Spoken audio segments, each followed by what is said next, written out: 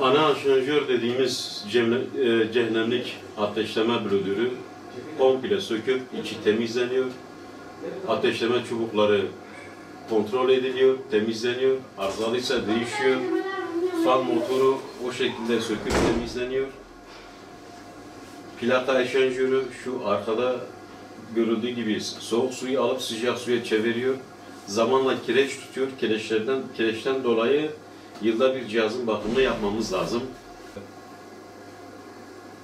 Pompası temizleniyor. Yoğuşma gideri temizleniyor. Gaz valfı kontrol ediliyor. Herhangi arızalı bir parça varsa müşteriye izah ediliyor. Bu kombi arızası vardı. Test ettik.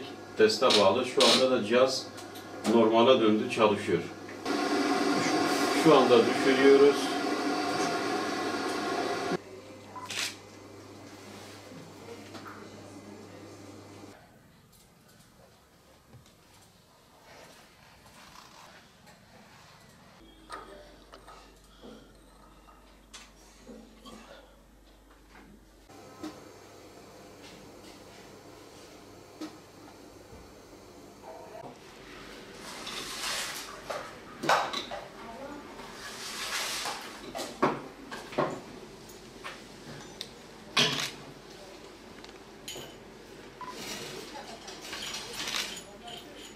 Kombi bakımlarımız genellikle 9. ve 10. aylarda başlıyor. Bu süre içinde yapılması tavsiye ediyoruz. Çünkü kışa girmeden önce kombilerin hazır olması gerekmektedir. Bakımların faydası hem ısıdan daha fazla faydalanmak hem kombimizden daha fazla verim almak. Önümüzdeki arızaların olmasını bir nebze olsun engellemek. Yani esas amaç burada kombiden daha iyi verim almak. Kombide yapılan bakım enjektörlerin temizlenmesi, cehennem dediğimiz odanın bakımının yapılması, suyun daha fazla ısınmasına ve verimin daha çok artmasına sebep olmaktadır. Bu da doğal gazın daha az kullanılmasına sebep olur. Yani bir %30 tasarruf elde ediliyor. Şimdi vatandaşın kombisine bakmadığı zamanlarda kombilerde genellikle tıkanmalar olur, kireçlenmeler olur, verim düşer, peteklerin ısısı düşer. Ondan sonra bu gibi problemler ortaya çıkar. İşi eline verdiğiniz zaman daha çok fayda görürsünüz ondan. Korsan servisler yan sanayi malzemeleri kullanır, orijinal olmayan parçalar kullanır. Yetkili servislerde ise bunlar tamamen yasaktır.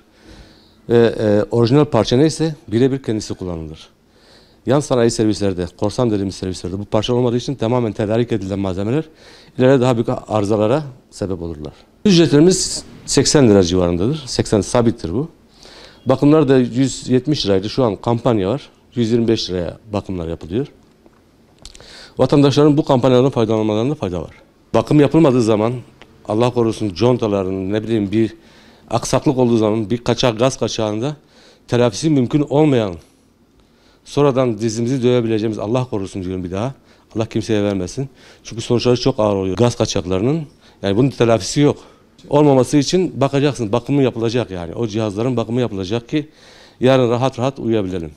Bizim önericimiz genelde kombilerde servis ağının çok olması, yaygın olması, parçaların çabuk bulunabilir olması.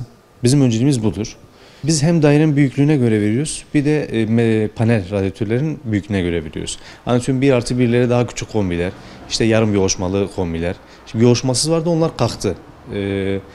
Daha büyük daireleri daha büyük. Daha öyle biz kendimiz yapıyoruz. Tavsiye biz kendimiz yönlendiriyoruz. Kimisi mesela geliyor 2+1 dairesi var. 28 kava ve 35 kava. En büyük cihazlarımızdır bunlar. Bunları istiyor. Hani verebiliriz. Sıkıntı yok. Çevirmeye çalışıyoruz. İhtiyaca binaen vermeye çalışıyoruz. Büyük cihaz verdiğimde hem maddi olarak fazla vermiş olacak. Ekstra yakıtı da fazla vermiş olacak. 150 metre ve 200 metrekare arasında 28 ve 24 arasında gidip geliyoruz. Onu o zaman ne yapıyoruz? Hem cepheyi soruyoruz. Üst kat mıdır, en alt kat mıdır? Onları soruyoruz. Ondan sonra panel radyatörün kaç metre olduğunu ölçüp bize gelin diyoruz. Bunu biz kendimiz hem müşteriye anlatıyoruz, daha açıklayıcı şekilde anlatıyoruz. Onlar da anlıyor. Öyle tercihleri öyle yönlendiriyoruz. Batman'da bu sene yani bu sene söyleyeyim bir 2000-3000 abone ekstra daha yapıldı. Şimdi mahalle olarak %90 yapıldı ama hani kimse mesela atıyorum Sağlık Mahallesi'nde işte gaz var. 2 seneden beri gaz var. %60'ı şu anda kullanıyor. Daha %40'ı geçmemiş.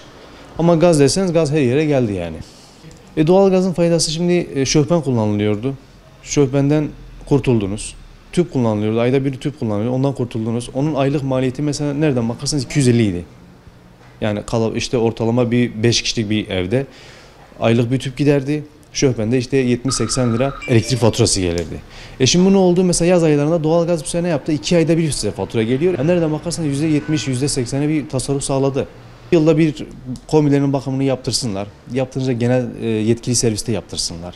Hani piyasada çok şey var. Adam sadece şu kapağını açıyor, bir bez vuruyor, kapatıyor. Öyle değil yani bakımı. Petek bakımını yapsınlar. Bunları genelde hani yetkili serviste yaptırsalar daha iyi olur yani.